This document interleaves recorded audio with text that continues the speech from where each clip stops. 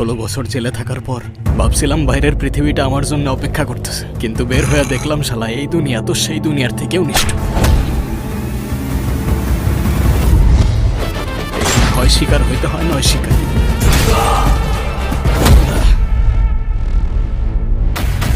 এলাকায় সবাই কইতেছে আপনি নাকি আর নতুন রংবাজ। সবাই আপনার লগে কথা কইতে ভয় পায়, তাকাইতে ভয় পায়। তাহলে আমি কোন সাহস নিয়ে কথা কমবো? তাহলে বলিস না, 16 বছর পর আমি আমার মায়ের সামনে গিয়া দাঁড়াইছিলাম। 16 বছর পর আমার মা আমার একবারও ঘরের ভেতরে যাইতে বলে নাই।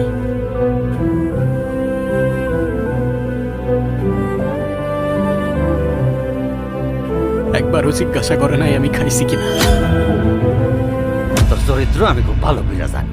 বাড়ির মাইয়া বাজারে আইসা দোকান খুললা, চা বেচতেছস পরপুরুষের সামনে। আব্বা, একটা ঘর চাই আমি, একটা পরিবার চাই। তুই হবি আমার সেই পরিবার।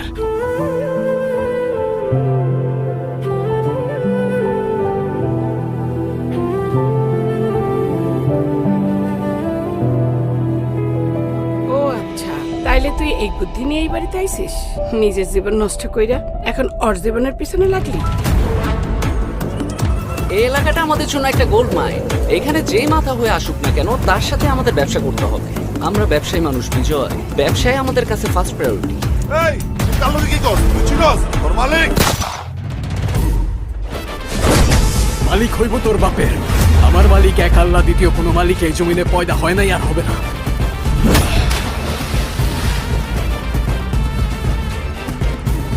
এই